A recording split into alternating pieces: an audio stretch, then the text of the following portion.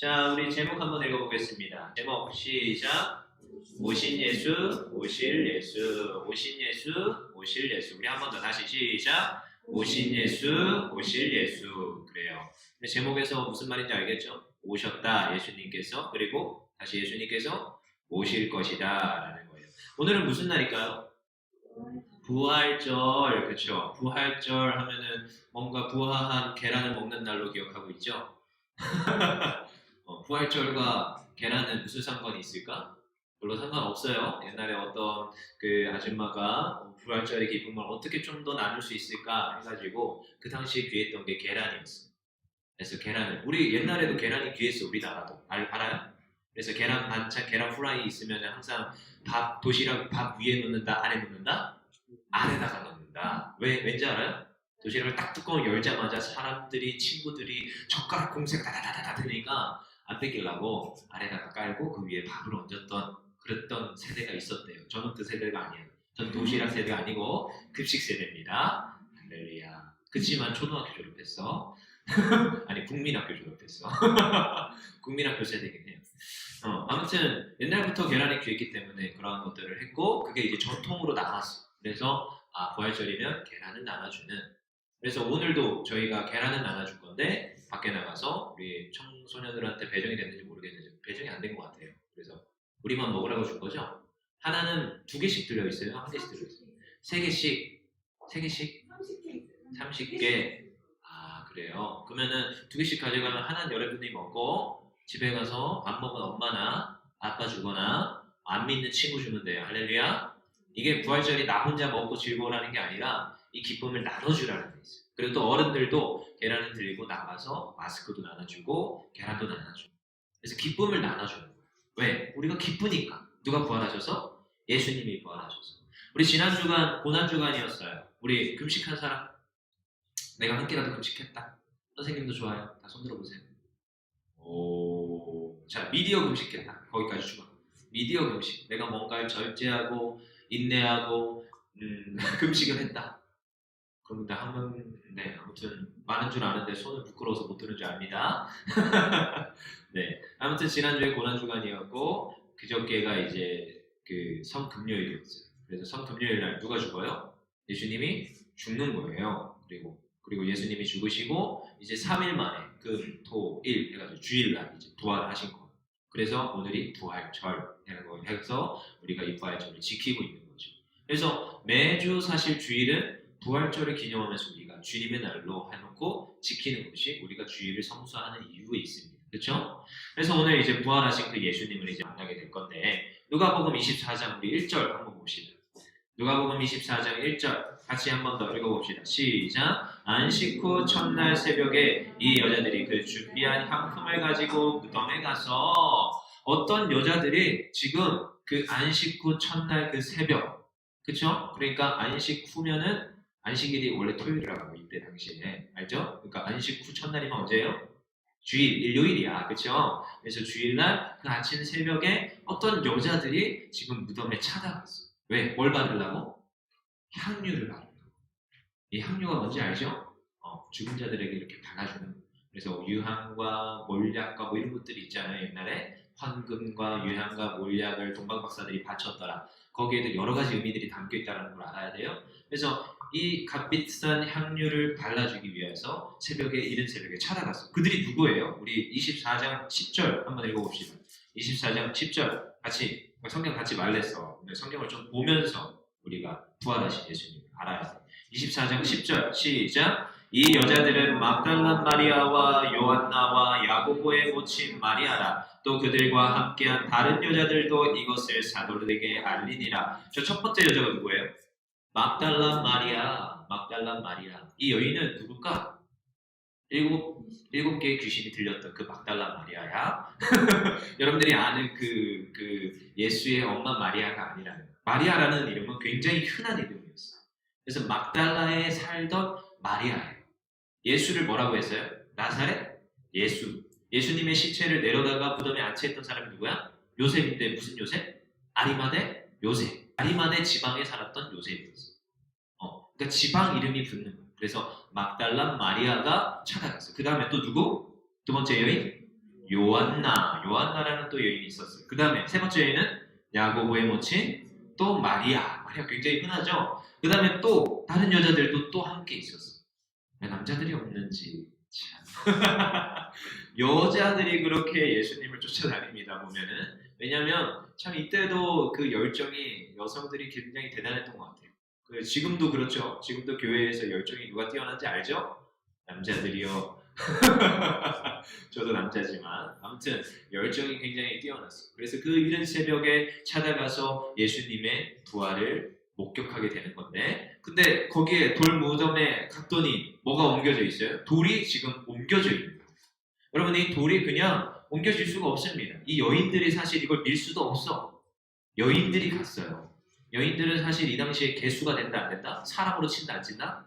사람으로 이렇게 우리가 이렇게 사람 명수를 세보자 하면은 6천 명을 딱 셌어. 그럼 여자들이나 아이들이나 노인들이 포함된 게 아니라 장정들만 포함시킨다는 거야. 이 당시 문화 자체가 그래. 그러니까 여인들이 증인의 역할도 못하고 여인들이 어떠한 것들을 할 수 없는데도 이 여인들이 찾아갔다라는 것을 증인으로 내세우는데, 참 우리가 이걸 좀 심도 있게 잘 생각해 봐야 돼요.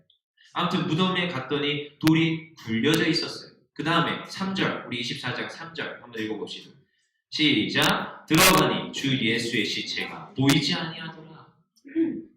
지금 24장이 왜 기록된지 알겠어요? 24장이 지금 이 누가가 24장을 기록한 것은 뭐냐? 지금 어떠한 사건이 일어났어요. 누군가가 죽었고 누군가가 지금 부활하셨는데, 그렇죠? 그분이 누구예요? 예수님인데 그 예수님의 그 부활의 현장에 누가 있었다라는 것을 말하고 싶어요. 뭐가 없었다? 시체가 없었다. 그리고 그 현장에서 누군가가 그것을 보았다. 증인. 그것을 말하고 싶은 거예요. 아시겠어요? 여러분, 굉장히 중요합니다. 증인이라는 것은 굉장히 중요해요. 여러분, 그거 아십니까? 증인 배제 법칙 뭐 이런 것도 있어. 법에 보면. 그래서 이런 것들을 우리가 볼 때 증인이 얼마나 중요한지. 모든 게 어떤 사건이 있는데 증거가 하나도 없어. 근데 증인 한 사람만 있으면 그게 이 사람이 유죄의 증거로 쓸 수 있어요. 근데 본인이 증인일 경우만 빼면은 되는 건데, 본인만 만약에 증인이다 하면 그건 증거가 되지 않지만, 아무튼 뭐 여러 가지가 있겠지만 증인이라는 것은 증거가 되고 그 사람을 유죄로 때릴 수 있는 확실한 어떠한 물증이 되더라는 것이 우리가 잘 생각해 봐야 돼요. 그러니까 증인을 지금 누가는 얘기를 하고 있는 거예요. 이 여인들이 증인이다. 누가 부활하셨다? 예수님이 부활하셨음의 증인이라는 거예요. 그 이후에도 지금 수많은 예수님의 그 행적들, 부활하신 예수님을 만나는 사람들이 있습니다. 근데 뭐 사복음서, 마태, 마가, 누가, 요한 모든 복음에서 예수님을 만난 사람들에 대해서 다 기록하고 있어요. 근데 여러분 그거 알아야 돼요. 성경은 동시대에 기록됐다? 이 마태, 마가, 누가, 요한 복음이 동시대에 똑같은 그 연도에 기록됐을까요? 아니에요. 여러분, 마가 우선설이라고 해서 마가복음이 먼저 기록됐어요. 그 다음에 근데 이상하게도 똑같은 사건을 굉장히 많이 기록하고 있어요. 물론 우리는 믿음으로 믿죠. 그렇지만 이것을 문서설을 하고 어쩌고저쩌고 이것을 막 비평하는 학자들은 야, 이게 진짜 사실이냐? 라면서 막 연구하면 연구할수록 이게 사실이라는 게 밝혀져. 고고학적으로, 그리고 문학적으로, 역사적으로 이러한 증거들이 자꾸 나와. 여러분, 한 책원을 지금도 이 문서가 가지는 힘이 굉장히 파워가 셌어요. 그리고 이 기록 이 자체가 만약에 거짓이다, 어떤 사람들이 거짓이라고 판명을 한다, 어떻게 됐겠어요? 그 문서가 살아남을 수 있을까? 어쩌면 그 사람이 살아남을 수 있을까? 굉장한 어떠한 이런 임팩트들을 주는 게 증인을 기록했다라는 것입니다. 우리가 잘 생각해 봐야 돼요. 그리고 그들이 예수님의 부활하심을 증언해주고 있다는 거예요. 수많은 사람들이. 그래서 오늘 이 증인을 우리가 바라볼 때 잘 생각해야 돼요. 이 증인이 예수님의 부활을 그 당시 수많은 사람들한테 증언을 했다. 그리고 지금까지 우리에게 전달되고 있다는 거. 자, 4절부터 한번 읽어봅시다. 4절에 보니까 거기서 누굴 만나. 4절 시작. 이로 인하여 근심할 때 문득 찬란한 옷을 입은 두 사람이 곁에 섰는지라. 찬란한 옷을 입은 두 사람 누굴까요? 천사. 그래요. 다른 복음서에는 천사로 기록하고 있어요. 천사들이 거기에 섰어요. 그래서 다른 거기에서 보면은 막 그 무덤이 갈라지고 막 땅이 진진이 일으키고 막 천사가 막 말을 하는 뭐 그런 거룩한 그런 장면들이 나오는데 이 천사들을 지금 목도하게 됩니다. 천사들. 여러분 천사들이 목도되어질 때 그 말씀이 들려질 때 그 하나님의 말씀이 선포되어질 때 그것을 듣는 사람과 듣지 않는 사람이 있습니다. 오늘도 전도사님이 여호와의 종으로 나와가지고 말씀을 선포를 해요. 그리고 또 오늘도 또 주일날 담임 목사님이 말씀을 선포해요. 전도사님은 항상 그런 마음이 있어. 목사님이 말씀을 선포하면 저 말씀은 목사님이 내게 주는 말씀이 아니라 누가 나한테 주는 말씀? 하나님이 주는 말씀으로 받아요. 그래서 개떡 같은 설교도 찰떡같이 들리는 거예요. 물론 목사님의 설교가 개떡 같다는 게 아니야. 오해하지 마요. 전도사님 그랬어. 옛날에요. 전도사님 신학교 1, 2, 3학년 때는 그 신학교 강단, 거기도 예배당이 있어요. 거기서 말씀 전하시는 교수님들, 그리고 난다 긴다 하시는 김남주 목사님, 이찬수 목사님, 수많은 합동측 목사님들이 와서 설교를 하시는데 전도사님은 신학교 1, 2, 3학년 이제 신학 공부하지도 않은 사람이 맨날 분석하고 있어요. 야, 저거는 좀 신학적으로 옳지 못한 거 아니야? 하면서 은혜를 받는 게 아니라 말씀을 분석하고 있고, 야, 이 말씀 좀 틀린 것 같아. 야, 이건 좀 옳지 못한 것 같아. 이렇게 판단하고 있는 제 자신을 봤습니다. 전도사님도 그랬어요. 근데 나중에 시간이 지나면서 신앙의 연륜이 쌓이면서 깨달은 것이 무엇이냐? 아, 저 말씀은 어떤 말씀을 주시던 간에 하나님이 나에게 주는 말씀입니다. 여러분 어떤 말씀 가운데서도 하나님의 말씀을 주셨다라고 아멘하고 받으면 그게 하나님의 말씀인 줄 믿습니다. 여러분들 그런 믿음이 있어요. 오늘 천사들이 그 말을 증언해 주는 거예요. 그리고 그들이 이제 막 두려워와서 막 땅에 이제 기대어서 죽은 자 같이 막 이렇게 하나님을 찾는 가운데 있어요. 6절부터 한번 읽어봅시다. 6절 시작. 여기 계시지 않고 살아나셨느니라. 갈릴리에서 계실 때 너희에게 어떻게 말씀하셨는지를 기억하라. 여러분 천사들이 말을 해주는 거야. 야, 여기 계시지 않고 어떻게 하셨다? 살아나셨다. 너희들에게 말씀했던 그대로 그가 갈릴리로 가셨다라고 얘기를 해주는 거야. 이 말씀 지금 말을 해주고 있어. 근데 이걸 믿는 자와 믿지 않는 자가 다른 본문에서는 나옵니다. 그건 좀 이따가 11시 예배 때 여러분들이 참여를 해서 들으세요. 할렐루야. 여러분 11시 예배도 참여해야 됩니다. 왠지 알아요? 11시 예배 뭐가 있어요? 성찬이 있어. 성찬에 여러분 참여하세요. 여러분 이게 얼마나 복인지 알아야 돼요. 전도사님이 10년 넘게 사역하면서 성찬을 못한 게 한이에요. 이 부서에서 성찬을 못한 게 한이에요. 잘 들으세요. 전도사님은 성찬에 그게 능력이 있다 없다? 아직 못 받았어. 성찬을 집례할 수가 없어. 장로교 안에서. 언제 할 수 있어요? 집례를? 목사 돼야 할 수 있어. 근데 이 성찬에 의미가 있고 성찬에 참여하는 놀라운 그 신비가 있는데 그걸 아동과 아이들한테 해줄 수 없었던 게 마음의 한이고 아픔이거든. 근데 그것에 여러분 참여할 수 있는 기회가 있을 때 참여하세요. 알았어요? 할렐루야? 좀 이따가 참여하시고. 그래서 그 살아나셨다를 천사가 말을 해줍니다. 그래서 예수님은 어떤 분이시냐? 죽은 분이 아니라 어떤 분? 살아나신 분. 아까 우리 찬양했죠? 그가 어떻게 됐다? 살아났다. 그가 지금도 죽어있다, 살아있다? 살아있다. 예수님은 죽은 예수님이 아니에요. 살아계신 성육신을 입으시고 부활하셔서 부활 성체 그대로 어디로 올라가셨어요? 하나님 보좌 우편으로 올라가셨어요. 그분도 지금 살아있는 분이야? 죽어있는 분이야? 살아있는 분. 여러분 잘 생각해야 돼요. 그래서 우리는 산자의 하나님을 믿는 것이지 죽은 자의 하나님을 믿는 게 아니라 성경에는 수없이 말하고 있어요. 수많은 선진들이 그들이 죽었다? 아니요. 살았다. 예수님이 먼저 부활하셨고 그 다음에 우리들이 어떻게 된다? 다 부활한다고 분명히 기록되고 있습니다. 그래서 예수님은 지금 살아계신 주, 살아계신 주. 제 좋아하는 찬양이죠. 살아계신 주, 나의 참된 손. 살아계신 주. 그가 말씀대로 살아나셨다. 근데 여기서 기억할 건 말씀대로 살아났다. 여러분 아까 제가 얘기했죠. 수많은 증인들이 그걸 증언하고 있다. 하지만 그것을 누가가 기록을 했지만 왜 하필 여인들이 봤다라는 것을 기억해야 되는지 잘 기억해야 돼요. 여인은 증언의 효과가 있다 없다? 없어요. 구약성경에선 그 사람으로 치는 건 죄송해요. 여자들이 많은데 구약성경에선 그래요. 그래서 여인의 증언은 증언으로 안 쳐. 그렇지만 오늘 증언을 하는 사람들은 누구야? 다 여인들이에요. 여러분 증거를 가지고 어떠한 합리적인 이해를 가지고 예수님의 부활을 믿는 게 아니에요. 부활하신 것을 우리가 믿는 것은 믿음으로 믿는 거예요. 체험으로 믿는 거. 할렐루야. 믿음으로 믿는 거예요. 할렐루야. 믿어야 돼요. 예수님이 부활하셨고 지금 살아나셨어. 여러분 그게 눈에 보입니까? 수많은 사람들이 그것을 알려주고 있지만 하지만 그것을 우리가 확증하면서 눈으로 볼 수는 없어요.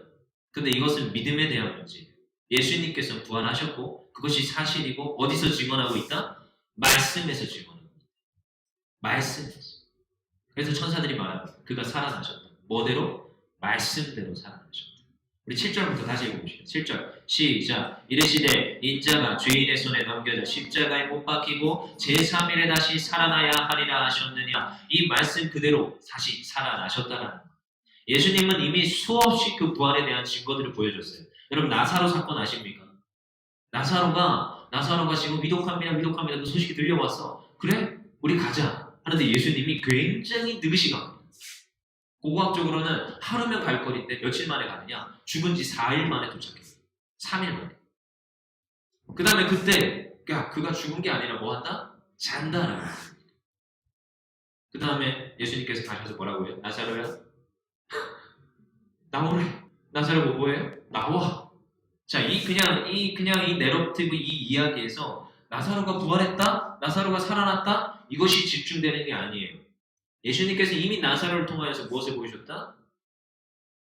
예수님이 부활할 것에 대해서 이미 미리 보여준 사건이 나사로 사건입니다. 예수님은 수없이 얘기했어요. 내가 다시 살아나야 하리라. 저 성전을 내가 무너뜨리고 다시 그 성전을 며칠 만에 3일 재건하게 되리라. 말도 안 되는 헛소리다. 그 예루살렘 성전 짓는데 얼마나 오랜 시간이 걸려요. 얼마나 많은 물자와 얼마나 많은 인력이 동원됐는데 어떻게 3일 만에 그걸 다 지어? 말도 안 되는 개소리 하지 마. 하면서 그랬다. 야, 그가 신성모독을 하는 거다. 지가 하나님이에요.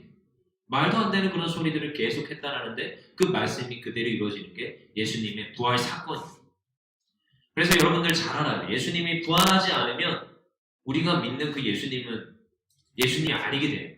왜? 그의 말씀들이 다 거짓이 돼요.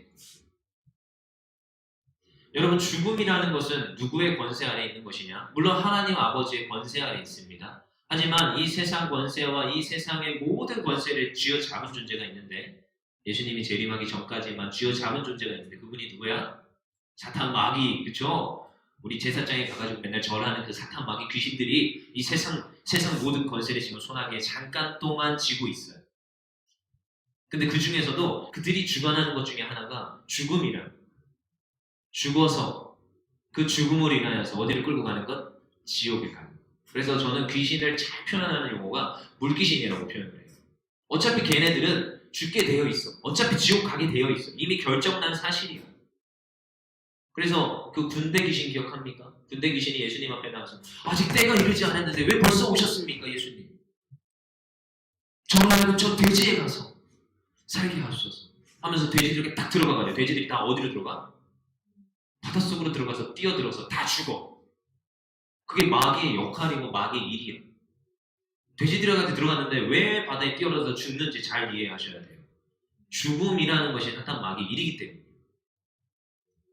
그들도 알아. 이미 자기들에게 선고된 심판은 지옥이고 죽음이라는 거지. 그래서 그 물귀신들은 딱 한 가지 하는 일이 있는데 하나님의 믿는 그 영적 존재들인 우리 인간들, 우리 하나님이 너무 사랑하는 하나님의 자녀들을 지금도 옆에서 꼬시고 하나님께서 다 주장하시는 것이지만 지금 잠깐 동안 이 사탄만 그 지옥과 천국의 심판이 있기 전까지만 그들이 가지고 있는 거지.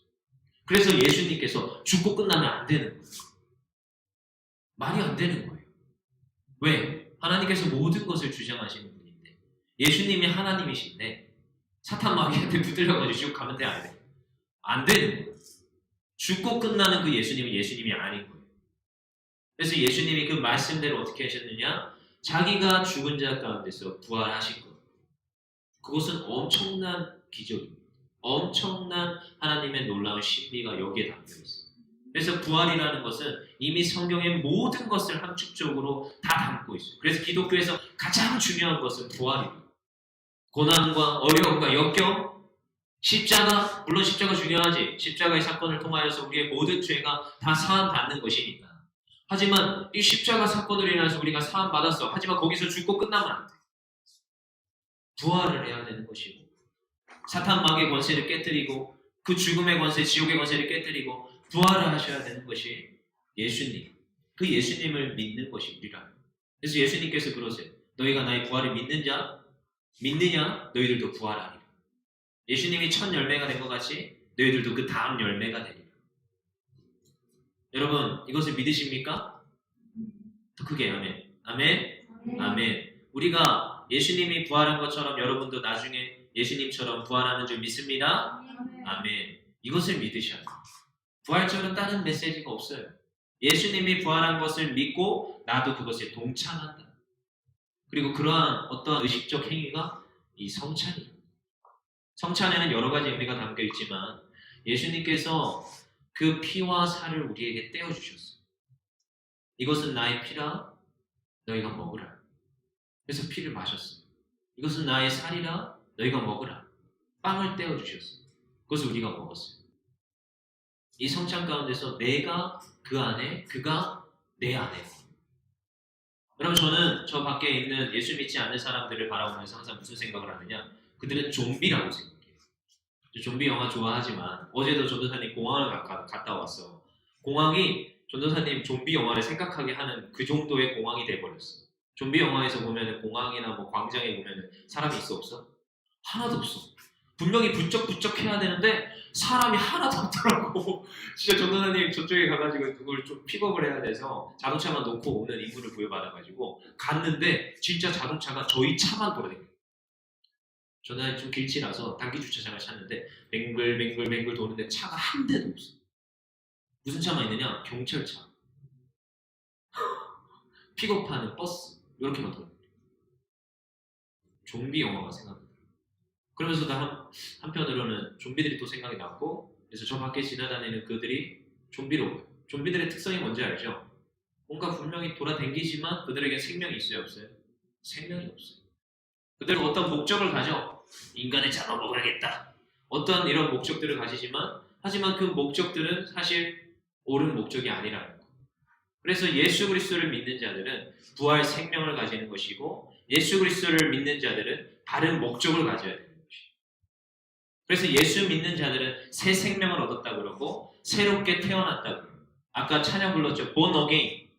다시 태어났다. 예수를 믿음으로써 다시 태어나는 것이 우리들의 본 모습이다. 부활하신 예수 그리스도를 믿는 자, 살아계신 예수 그리스도를 믿는 자는 우리도 같이 부활하는 것이고 새 생명을 얻는 것이고 새로운 능력을 가지는 것이 이것이 그리스도인들이라는 것이죠. 여러분, 그래서 부활하신 예수를 믿는 자는 두렵지 않습니다. 왜?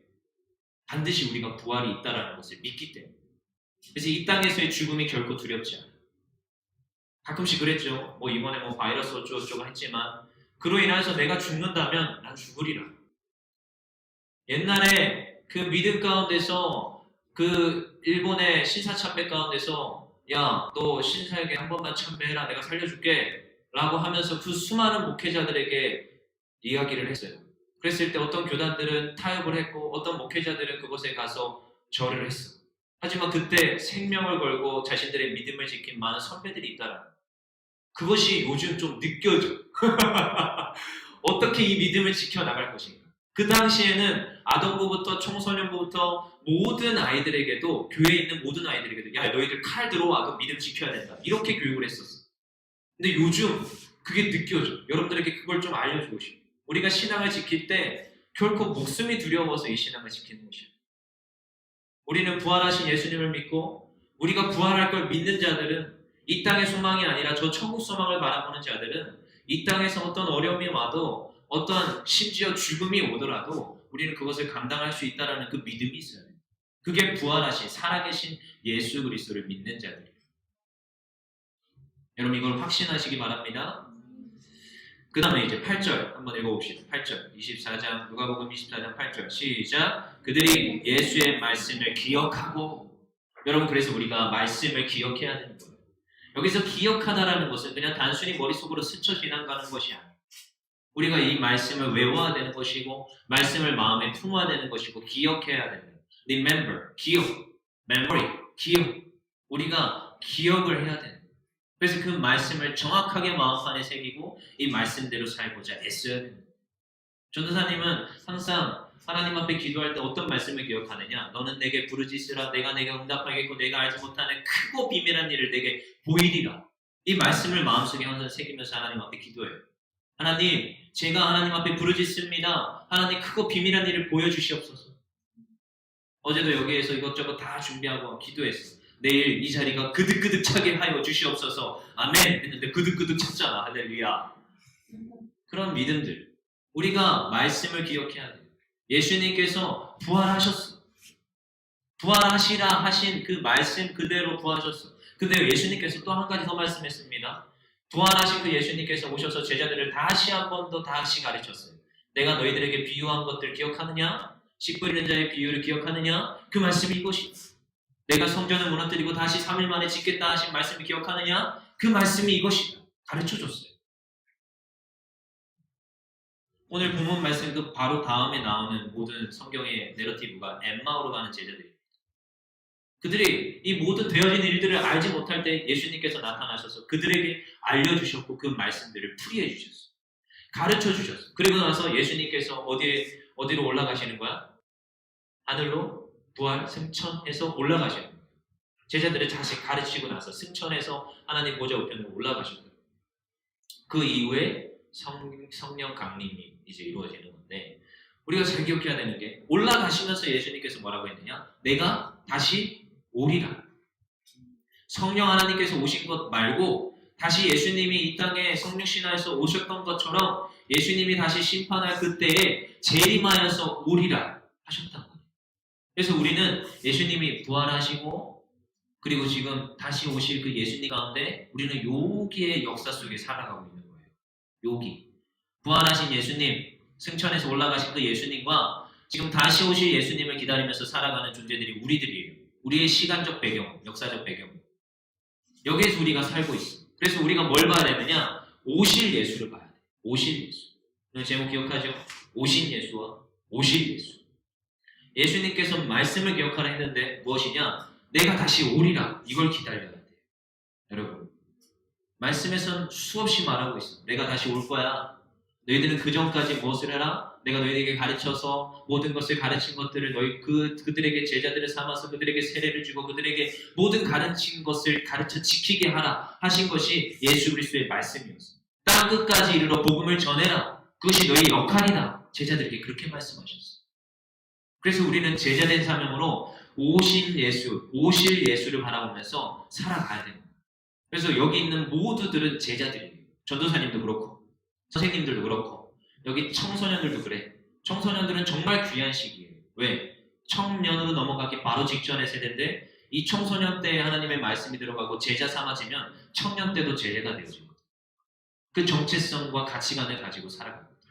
그래서 오늘 여기 옆에 보면 현수막 붙었죠? 뭐라고 써있어요? 주제, 진리로 풍성한 청소년 성구 그렇고 비전, 뭐라고? 비전 한번 읽어봅시다. 시작! 100 제자 비전.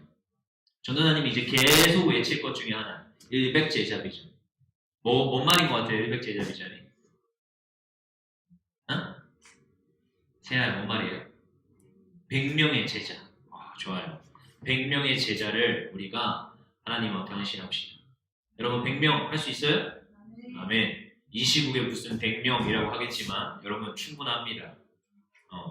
하나님의 말씀을 기억하는 자, 하나님께서 하신 그 말씀대로 우리가 제자들을 삼아야 되는 것이고 여러분들이 더 전도하고 여기 있는 선생님들이 수고하고 해서 100 제자의 비전, 하나님께서 주신 비전이에요.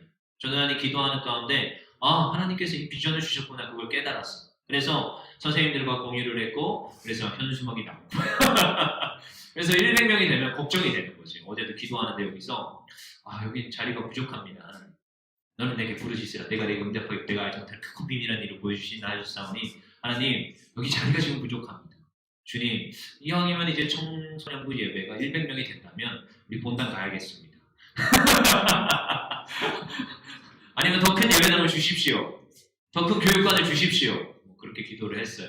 그렇게 될 줄 믿습니다. 우리는 오실 예수를 기다리는 존재들이에요. 오실 예수. 오신 예수님이지만 이제 오실 그 예수를 기다리면서 우리 제자의 역할을 감당하는 거예요.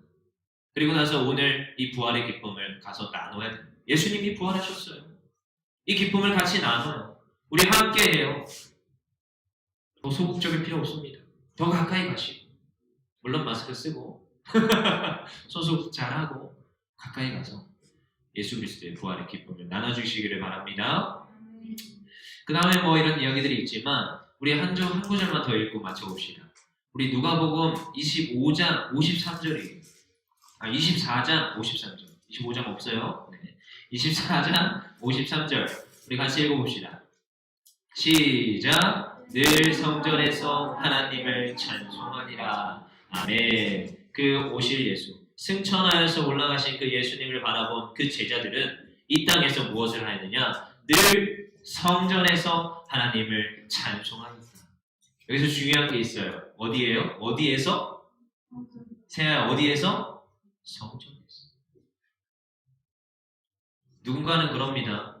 보이는 가시적 교회와 비가시적 교회 하면서 우리가 비가시적 교회는 보이지 않는 교회, 이것을 추구해야 된다라고 얘기를 합니다. 하지만 그것은 사탄 마귀가 말하는 거예요. 저는 굉장히 이것에 동의하지 않아요. 모이기를 패하고 교회를 등한시하고 교회를 멀리하게 하고 집이 교회다, 가정이 교회다, 우리가 모이는 소그룹 카페가 교회다. 물론 그것도 거기가 교회가 될 수 있어. 의미적으로는.